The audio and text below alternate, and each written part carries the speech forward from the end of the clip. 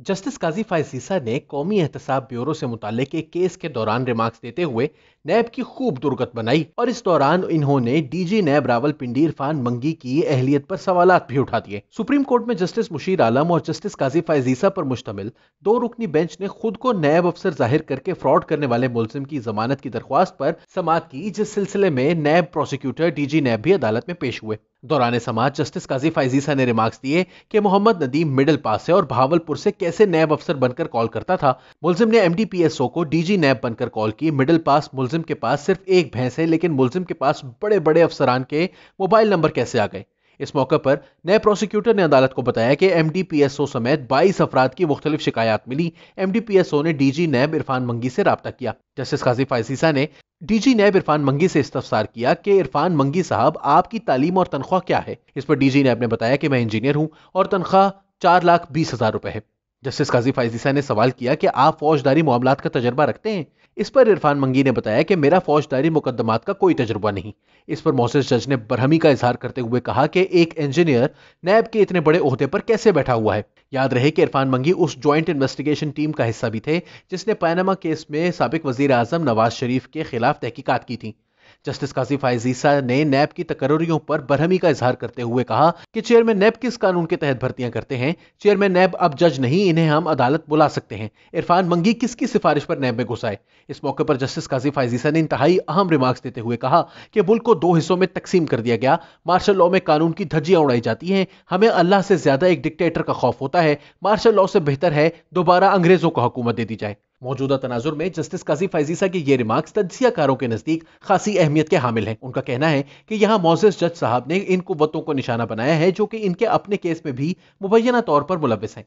Justice काजी फायज ईसा की बेगम Serena ईसा ने हाल ही में सुप्रीम कोर्ट में जमा करवाए गए अपने एक सवालनामे में भी ऐसी कुव्वतों की तरफ इशारा किया था। उन्होंने एफबीआर को जो जवाब दाखिल करवाया है इसमें भी उन्होंने कुछ नादीदा कुव्वतों की तरफ इशारा किया है, क्योंकि एक एफबीआर अफसर की जानिब से लिखे गए 2 खतूत में इन्हें जबान मुख्तलिफ अंदाज में इस्तेमाल की गई नजर आई, जिससे इन्हें लगता है कि कमिश्नर इस्लामाबाद को कोई और डिक्टेशन दे रहा है।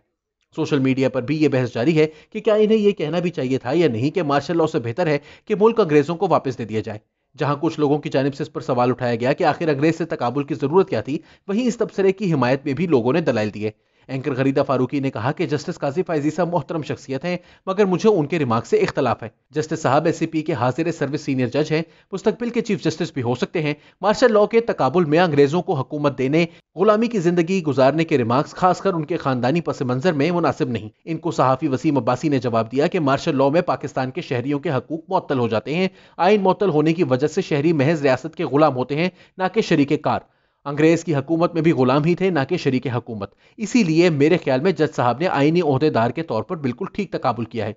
यह बहस अलहदा है कि अंग्रेज का नाम लिया जाना चाहिए था या नहीं, लेकिन यह हकीकत है कि मार्शल लॉ में शहरी आज़ादियों और हकूक इसी तरह सल्ब हो जाते हैं जिस तरह वसीम अब्बासी ने बयान किया, और यह तकाबुल ना तो नया है और ना ही ऐसा अनोखा कि इस पर हैरान हुआ जाए। सारी बात आईनी हकूक की है। अगर वो मौजूद नहीं तो सर पर कौन बैठा है, इससे कोई फर्क नहीं पड़ता। नैब की तफ्तीशी सलाहियतों पर तबसरा करते हुए मोअज़्ज़ज़ जज ने रिमार्क्स दिए कि हर बंदा कुर्सी पर बैठकर अपना एजेंडा चला रहा है।